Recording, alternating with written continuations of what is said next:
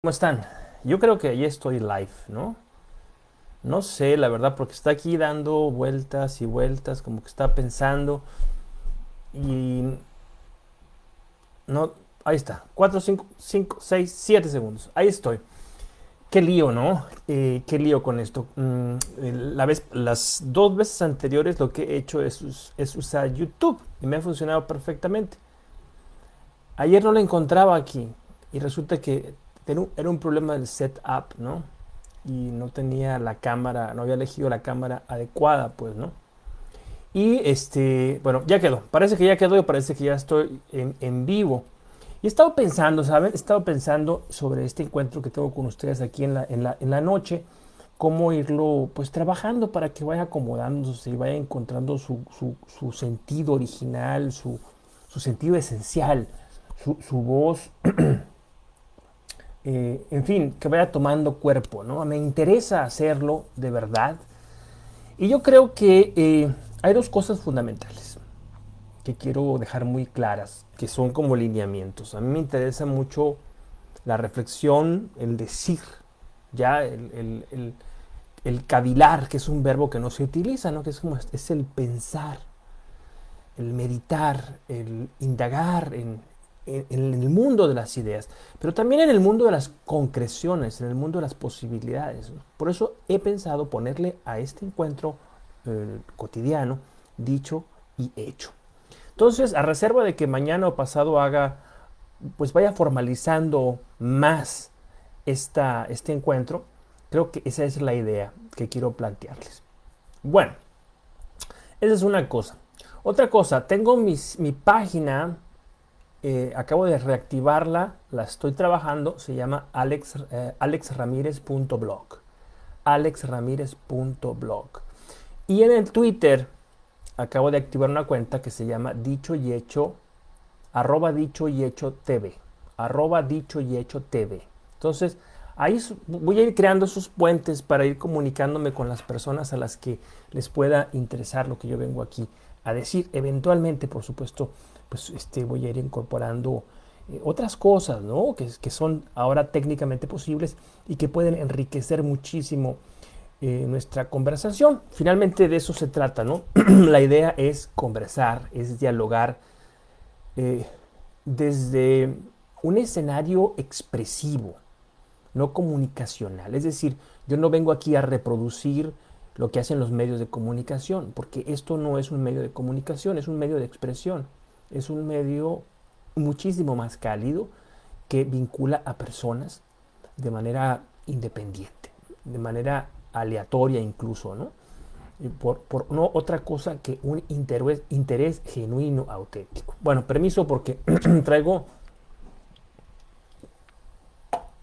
a estas horas del día ya me falla la garganta un poco. Bueno, dicho todo esto, esta parte de la información, de los anuncios, como dicen aquí en inglés, voy a ir directamente a los 5 puntos, ¿no? Básicamente la estructura de nuestro encuentro gira en torno a 5 puntos, 5 coordenadas que voy a ir tratando de desarrollar con diferentes temáticas.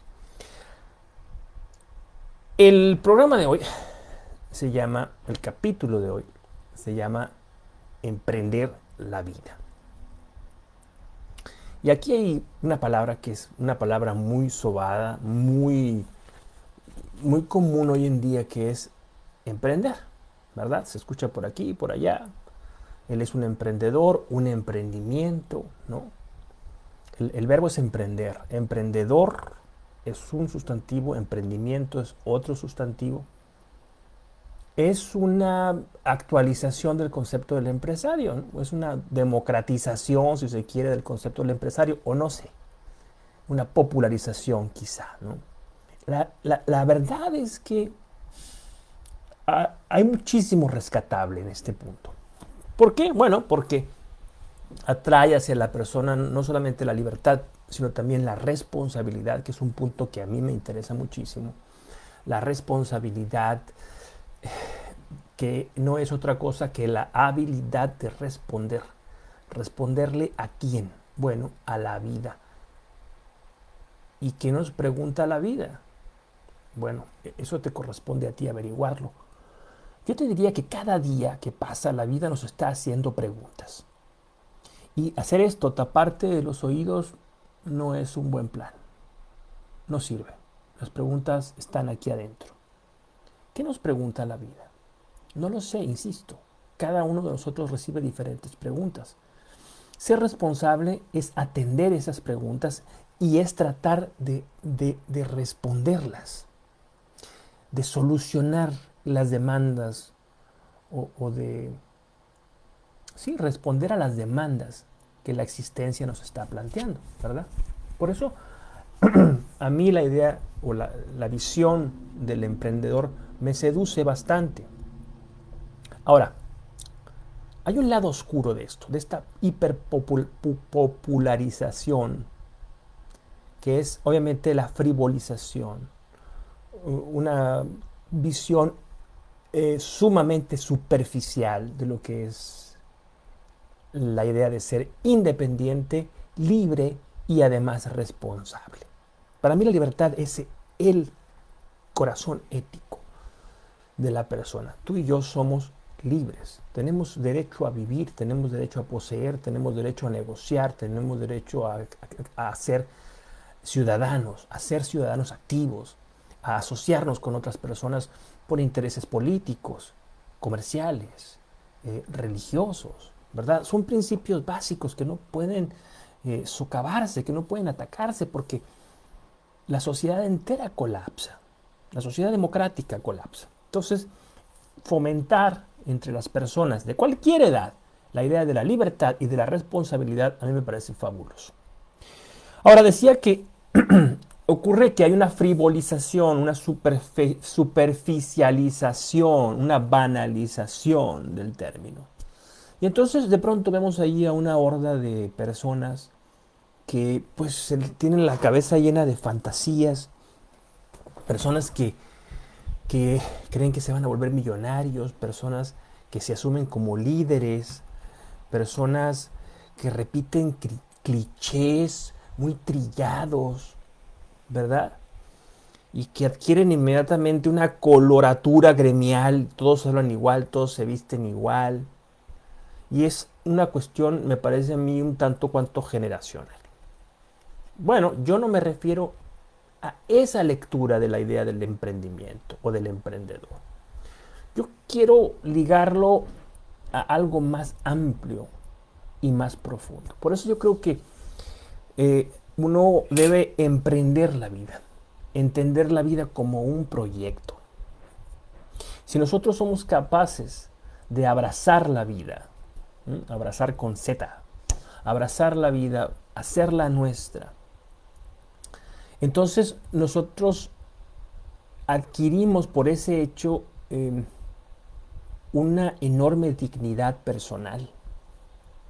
Además, damos muestra de sensibilidad, de inteligencia, de independencia. No hay nada peor que una persona que es un borrego, ¿no?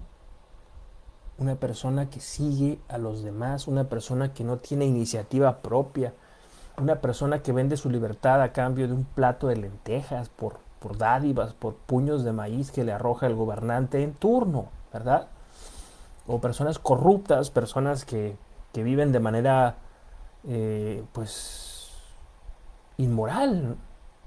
Que son ladrones, que corrompen la ley, porque tienen ambiciones materiales seguramente, ¿no? Pero que no sacian esas ambiciones a través de una vía legítima. Entonces, emprender la vida para mí es una brújula ética. Voy a hablar de 5 puntos que tienen que ver con esta visión que yo tengo del emprendedor. Y ustedes se van a dar cuenta que no se parece tanto a lo que uno podría escuchar en esos sitios de popularización de la idea del emprendimiento y de los emprendedores. Bueno, punto número 1, al grano. Estoy hablando de características de esta visión que yo tengo. El punto número 1 es la pasión. Entonces tú me vas a decir, oye Alejandro, eso está muy choteado, está muy trillado, todo el mundo habla de que hay que vivir con pasión. Y sí, sí, eso es verdad. Hay gente por ahí que abunda en los medios las redes sociales, sobre todo, ¿no? Que abusan mucho de esta estimulación emocional. Para comunicarse con su audiencia, lo que hacen es picarles los nervios, ¿no? Pinchar las emociones. Quieres ser un líder, quieres ser un millonario, quieres ser una persona de éxito, y el éxito es siempre material, exclusivamente, ¿no? Entonces, la pasión a la que yo me refiero tiene que ver con cosas menos ruidosas. Por ejemplo, tiene que ver con la disciplina. Y aquí creo que es donde ya a muchos no les va a gustar. Si yo hubiera sido forjado en la disciplina desde pequeño, yo creo que mi vida hubiera sido muy diferente. Yo he topado con la disciplina con los años, con el paso del tiempo. Me he ido haciendo, pues, poco a poco, ¿no? Me he ido eh, amoldando, ¿no?, a esta idea de la disciplina que es, pues, repetición. Hacer lo que yo tengo que hacer cuando lo tengo que hacer. Por ejemplo, ir al gimnasio, ¿no? Por poner un ejemplo así coloquial. La gente cuando comienza el año, todos se apuntan al gimnasio, van 2 semanas, 3 semanas, los que rompen el récord, y después ya antes de que empiece febrero, los gimnasios vuelven a estar otra vez a su nivel normal, y están las personas que van siempre, que van todo el año. La disciplina es difícil. Es una espada poderosa, pero es una espada que quema las manos. Hay que forjarse en ella. Hay que entrenarla. La repetición, la repetición. Yo les decía ayer o antier que yo tenía la idea de venir aquí todos los días, pero no quería hacerlo de una manera caprichosa, ¿no? Quería asumirlo con disciplina, y hacia allá me voy encaminando. Ya definiré los días y las horas en las que lo voy a hacer. Entonces, disciplina, ese es un síntoma claro de la pasión. Otra cosa, esto es lo que hablaba ayer. Yo hablaba ayer de dispersión. Bueno, lo opuesto de la dispersión es la concentración. Una persona apasionada es una persona disciplinada, es una persona que hace lo que tiene que hacer, y es una persona que sabe lo que quiere hacer, que tiene una conciencia muy clara del sitio al que quiere llegar. Solamente los apasionados de verdad pueden llegar a este punto. Otra característica que tiene la pasión, como yo la entiendo, es la pausa. A mí me gusta mucho el fútbol y veo muchísimos partidos de fútbol. Y hay un tipo de jugador que es talentoso, regularmente joven, muy vigoroso, muy fuerte, muy atlético y muy rápido. Y este tipo de jugador, pues podría destacar inmediatamente, ¿no?, en el campo, en la cancha. Pero tiene un problema. No sabe cuándo detenerse. No sabe cómo, en qué momento tiene que hacer una pausa, levantar la cabeza y pensar. Yo muchas veces hago esa analogía, ¿no?, con personas superfluas, ¿no? Insisto, que apuestan mucho por la pasión, correr rápido, vámonos, ya, aquí, ahora, va, ¿qué quiero? Todo, ¿cuándo lo quiero? Hoy. ¿Para quién lo quiero? Para mí, todo. Es una lectura infantil de la pasión. Entonces, disciplina, repetición, trabajar cuando tengo que trabajar, descansar cuando tengo que descansar, concentración, saber hacia dónde me voy, hacia dónde voy, y la pausa, saber cuándo detenerme. Si tú te fijas, estoy hablando casi, o estoy describiendo a un peregrino. Yo podría decir que un apasionado es un peregrino. Es alguien que tiene que caminar todos los días, es alguien que sabe a dónde va, y es alguien que sabe cuándo tiene que detenerse a descansar y dormir. Descansar es parte del juego, muchachos. Bueno, rápidamente. Siguiente, 2. Esta es una virtud, y esto me remite a Aristóteles. Prudencia. Yo pienso que emprender la vida implica que uno busque la prudencia, que es la virtud de las virtudes, la madre de todas las virtudes. Aristóteles decía que el ser prudente es hacer lo que uno tiene que hacer cuando lo tiene que hacer, y eso que uno tiene que hacer es algo que nos conviene. Fíjate qué interesante esto, algo que nos conviene. No siempre lo que me conviene es lo que me gusta a mí. A lo mejor yo quisiera estar ahorita con mis amigos en una cantina, en un bar, ¿no? Sería muy placentero. ¿Me conviene? No lo sé. Estamos hoy a jueves. Creo que no. Ya. Si yo estoy con sobrepeso y necesito ir al gimnasio a correr o a nadar o lo que sea, ya, a lo mejor no quiero, pero me conviene. Entonces, el prudente sabe cuándo ir y hacer lo que tiene que hacer, ¿no? El prudente sabe escuchar. Estas son pistas para desarrollar nuestra prudencia. Saber escuchar, pero de verdad. Yo me he dado cuenta de una cosa. La mayoría de las personas cuando están hablando así, en realidad no están escuchando. Lo que están haciendo están preparando réplicas, están preparando argumentos. Y si es del mundo de donde yo me desenvuelvo, que es en el mundo de la academia, ya ni te digo, ¿no? Todo es una esgrima constante, a ver quién tiene la espada más larga y más poderosa. El prudente sabe escuchar, el prudente sabe renunciar. Otra cosa que dicen los promotores de esta cultura del emprendimiento es que no debes renunciar, ¿no? Que solamente los quitters, los cobardes renuncian y que hay que seguir y seguir y seguir y seguir.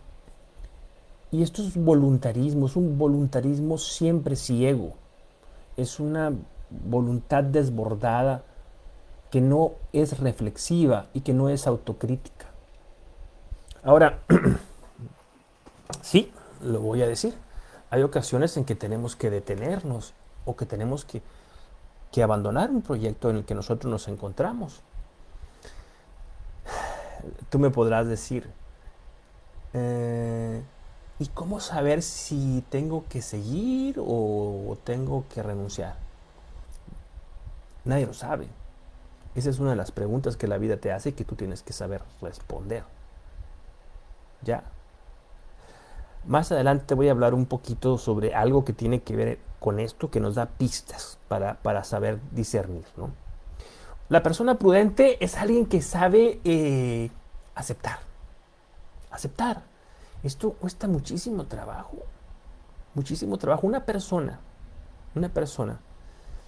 movida por una falsa idea de lo que es la pasión y la fuerza, puede pasarse 30, 40 años insistiendo en que le abran la puerta. ¿Ya? Y no se ha dado cuenta que no hay puerta, que todo es muro. Entonces, nadie le va a abrir la puerta. Esa persona es un idiota. Porque no supo aceptar que no podía entrar por ahí. Si esa persona hubiera renunciado y hubiera aceptado que no podía entrar por ahí, seguramente hubiera podido encontrar otra forma, otra manera de ingresar a ese sitio o de ingresar a otro sitio. Las posibilidades de la vida, siempre digo, son arborescentes, ¿no? Son caminos que se bifurcan como en el famoso texto de Borges. Son infinitos, alcanzan para todos.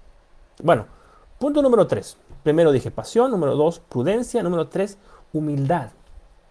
Emprender la vida implica ser humilde, ser como la tierra, ser próximos al mundo de lo cotidiano, ser auténticos de verdad. No te avergüences de lo que eres. Esto no quiere decir que no tengas posibilidad de mejora, ¿no? De crecimiento, de aprendizaje, de desarrollo. Todos lo tenemos. Pero no hay nada peor, sobre todo en el mundo de la comunicación, que una persona impostada. Una persona que quiere ser otra. Eso se detecta inmediatamente. Y la gente lo percibe y la gente tiende a rechazar a los falsarios, a los impostados, a los que van por la vida con tremenda máscara, ¿no? Tienes que tener, muchacho, disposición de aprendizaje. Eso es ser humilde. A mí es lo que más me costó, que más me ha costado. Saber que, saber que no lo sé todo, saber que sé muy poco, pero también entender que puedo aprender y que las personas que están a mi alrededor me pueden enseñar algo si yo sé escuchar y poner atención. El ser humilde implica tener una visión realista. ¿Eres realista? Hay mucha ensoñación, ¿no? Mucha quimera. La gente, muchísima gente, sobre todo los más jóvenes, aunque no exclusivamente los más jóvenes, crean un mundo imaginativo y se mudan a él. Lo viven ahí. Y no hay nada peor para una persona, para el proyecto de vida de una persona y para un país que la fantasía del que se miente a sí mismo, el irracionalismo vital. Me dirás tú, bueno, los grandes emprendedores o las personas que cambiaron la historia de las empresas. Hombre, yo te puedo asegurar que las personas que cambiaron la historia de la innovación y de las empresas fueron personas que no se planteaban hacer esto, que tenían sueños, que tenían proyectos, que tenían diseños, pero seguramente eran personas muy disciplinadas y que tenían otras características no tan populares como las que estoy trabajando esta noche. Entonces, no pienses en el paso 350. Piensa hoy en el paso 1 y mañana en el paso 2 y pasado mañana en el paso 3. No pienses en el paso 5500. Imaginarnos en el paso 5500 es muy placentero, pues. Es muy dulce. Y además no tiene riesgos. Todo está aquí. Es fantasía. Pero esa fantasía nos distrae del mundo de la realidad. Aquí, donde vivimos. Decía, cuando hablaba de la prudencia, que hay que saber escuchar, que hay que saber renunciar y que hay que saber aceptar. Y que es difícil determinar cuándo uno debe renunciar o cuándo debe seguir, cuándo es sensato continuar con un proyecto. Bueno, una característica de la persona auténticamente humilde es que escucha consejo, escucha la voz de los demás. Yo nunca me voy a cansar de compartir esta idea, ¿no? Si tú tienes que tomar una decisión, es importante que tú cuentes con la opinión de otras personas, personas que tú consideres prudentes, personas que tú consideres sensatas, personas que te conozcan. Entonces, tú puedes contarles a estas personas cuál situación es la que te tiene a ti desvelado y escuchar. Sucede que nosotros estamos intoxicados de nuestra propia vida y no tenemos el juicio adecuado. Te voy a poner dos ejemplos. Cuando tú traes un perfume, tú no hueles ese perfume, pero la gente que se acerca a ti huele ese perfume inmediatamente porque no están saturados, ¿no? Otra cosa, yo soy escritor, yo escribo. Y sucede que cuando tengo un texto y quiero revisar, de pronto no encuentro ningún error. Digo, ya quedó. Pero tengo la experiencia suficiente para darme cuenta que no es así, que simplemente estoy saturado. Que lo que tengo que hacer es dejarlo ahí en el cajón por 3, 4 días, 5 días y después volver al texto y revisarlo con los ojos frescos. Entonces, pam, los errores ahí aparecen.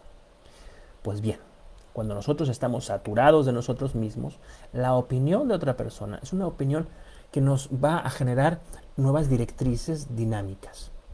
Nos va a sacar de la inercia en la que estamos y nos va a llevar hacia otro lado. Esa es la función del coaching, ¿no?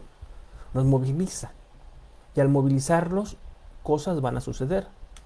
Cosas positivas seguramente van a suceder. Bueno, ese fue el punto número 3, la humildad. Punto número 4, es mi favorito, la alegría. Yo pienso que una persona que emprende la vida es una persona que tiene que ser que tiene que estar, que tiene que ser, estar alegre y vivir alegremente, ¿no? Ahora, de nuevo, la visión caricaturizada que nos dan los medios de la alegría, ¿no? Una gran sonrisa, gente que anda brincoteando y bailando, ¿ya? Es una alegría muy exógena, es decir, hacia afuera, ¿no? Pues yo creo que la alegría puede ser íntima, recóndita también. Creo que la alegría puede implicar celebrar, por ejemplo, cuando nosotros tenemos triunfos cotidianos, triunfos simples, a lo mejor, pero que son nuestros y que merecen ser celebrados. No quiero decir que tengas que ser una gran fiesta, ¿verdad? Me refiero a cosas sencillas, compartir con la persona que amas, con las personas que amas, hablar, convivir, romper la rutina un poco en nombre de esa victoria. Hay que aprender a compartir con los demás, saber quiénes son esos 3 o 4 seres humanos alrededor de nosotros a los que verdaderamente les importa lo que nosotros estamos haciendo. Esas personas seguramente se van a sentir muy felices de que uno alegremente comparta. Otra característica de la alegría, muchachos, es que yo me he dado cuenta de ello, es que el ser humano alegre tiende a ser alguien que enseña. Hay una relación entre la alegría y la pedagogía. Yo aquí en mi casa, pues hay muchísimas cosas que reparar, pero yo no tengo el talento. Si me pongo a ello, pues voy a terminar ahí haciendo más mal que bien, ¿no? Dañando más la propiedad. Así que, pues contratamos aquí los servicios de personas que se dedican a eso precisamente, ¿no? Hace tiempo tuvimos a una persona que se dedicaba a ese tipo de oficios y llegaba y era una persona que amaba su trabajo. Y entonces esta persona siempre, cuando estaba reparando, me decía, ven para acá, ven para acá. Y yo ya sabía lo que quería. Me acercaba y me decía, mira, ¿ves este tubo que baja aquí? Lo que pasa es que aquí tiene una fisura, por eso está goteando. Pero con esta herramienta le corto aquí, le corto acá. Y me explicaba. Y tenía este deseo de demostrarme cómo se hacía esa reparación. Para él era importante. Yo siempre pensaba que él era un hombre alegre porque le gustaba, tenía esa condición pedagógica, ¿no? Bueno, vamos a terminar, nos quedan ya unos 3 o 4 minutos y vamos a hablar del punto número 5, que es el sentido de vida. Sí, señor, sentido de vida, que esto nos lleva, obviamente, nos hace referencia pues a mi amada logoterapia y a Frankel, el sentido de vida. Emprender la vida es emprender una vida que tenga sentido. Hay gente que no emprende la vida, que no es peregrino en la vida. Hay gente que es pura fisiología, que es tiempo, que es un cuerpo que está muriendo y nada más. A mí eso me parece terrible. Yo pienso que tener un sentido de vida es emprender la vida, es ser peregrino y es entender varias cosas. Por ejemplo, entender que somos mortales, entender que esta vida que tenemos es breve. Es decir, que tenemos un tiempo delimitado. Ese tiempo nos hace actuar, nos hace movilizarnos, nos hace entender que tenemos que trabajar siempre porque la vida se va. La resistencia es otra característica del sentido de vida, le llaman resiliencia ahora, ¿no? Y tiene que ver, claro, perdón, tiene que ver con la capacidad que tenemos nosotros de enfrentar situaciones adversas sin que nos deformemos, sin que nos rompamos por dentro. Otra característica, en mi opinión, de la vida con sentido o del sentido de vida es el agradecer, ser una persona agradecida. Cuando nosotros damos las gracias gratuitamente, estamos cubriendo de bendiciones a otra persona y estamos consumando, me gusta esa palabra, estamos consumando un diálogo callado, pero íntimo.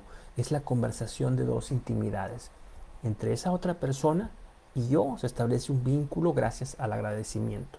Eso le otorga sentido a mi existencia. Sobre todo porque nosotros vivimos rodeados de otras personas y necesitamos a esas otras personas. Nos necesitamos mutuamente. Esto destruye la idea del individualismo feroz, radical, que además es utópico, no es irracional. Según la propia logoterapia, hay tres tipos de valores, ¿no? Los valores de creación, los valores de experiencia y los valores de actitud.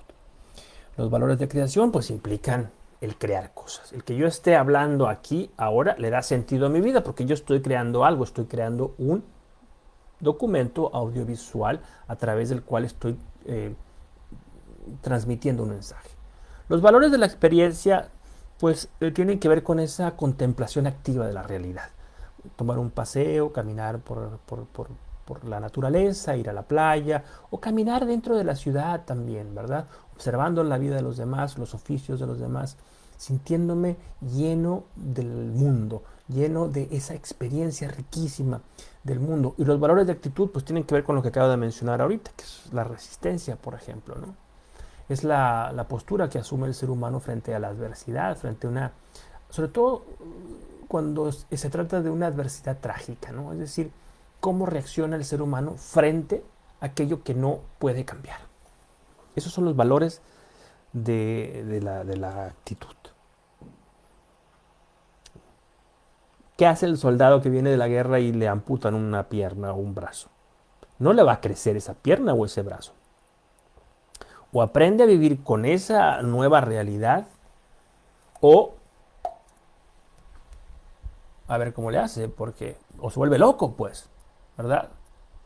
Nuestra capacidad de resistencia es mucho más grande de lo que nosotros creemos, muchachos, pero muchísimo.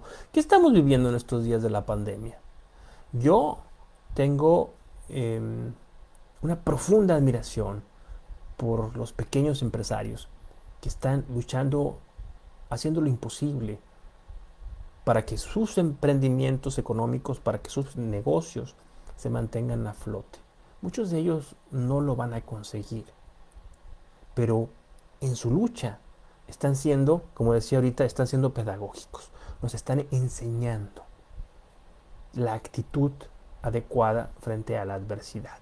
Ahora, bueno, si quiebra el negocio, esto no es una actitud irreversible, no es una actitud trágica, es una actitud difícil, sí, pero trágica no lo es. Se puede revertir. Cuando lo vuelva a intentar, lo hará mejor. Porque la experiencia de la adversidad nos vuelve más inteligentes, nos vuelve más resistentes, nos vuelve más sabios. Sí y solo sí tenemos conciencia de esto, del sentido de vida. Bueno, muchachos, ya no los quiero agobiar porque yo hablo demasiado y la vida pues tiene otras cosas. Emprender la vida. Entender el concepto del emprendimiento desde una visión menos frívola. Pasión, prudencia, humildad, alegría y sentido de vida. Ahí tenemos una tarea, muchachos, una tarea muy grande. Y yo, al venir aquí a contarles estas cosas, me siento comprometido. Porque de pronto me escucho, reviso, cuando termino esto, reviso a ver qué tal lo hice y para darme un feedback a mí mismo, ¿no? Y a veces siento una trepidación en el alma, en el espíritu, en mi ser. Y digo, no quiero traicionarme. No quiero decir con los labios algo que mis manos niegan, algo que mis actos niegan. Ese es mi más grande temor. Por eso es importante que caminemos juntos. Por eso es importante la comunidad. Por eso es importante el diálogo. Para echarnos porras ahí mutuamente, para escucharnos, para hacernos más fuertes, para sobreponernos siempre, siempre, siempre. Bueno, chicos, los invito a mi página. Estoy trabajando en ella. alexramirez.blog, y en Twitter, Dicho y Hecho TV, @Dicho y Hecho TV. Ahí es exclusivamente para compartir contenidos que tengan que ver con nuestro encuentro cotidiano. Lo quiero hacer crecer. Quiero que otras personas me escuchen. Que el mensaje llegue a otras personas. Que es el mensaje del pensamiento y del acto. Del pensarnos como humanos y como humanos transformadores. Bueno, chicos, que tengan buena noche. Buenas noches. Nos vemos en la próxima ocasión, si Dios quiere.